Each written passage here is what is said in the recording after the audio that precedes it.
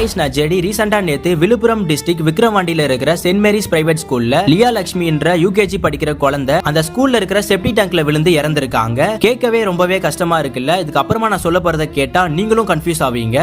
Police இன்வெஸ்டிகேஷன்ல அந்த ஸ்கூலோட HM மாத்தி அன்சர் பண்ணிருக்காங்க. என்னன்னா அந்த குழந்தைக்கு எக்ஸாம் இருந்திருக்கு. அப்போ அந்த குழந்தை எக்ஸாமுக்கு முன்னாடி ரெஸ்ட் ரூம் போயிட்டு வரேன்னு சொல்லியிருக்காங்க.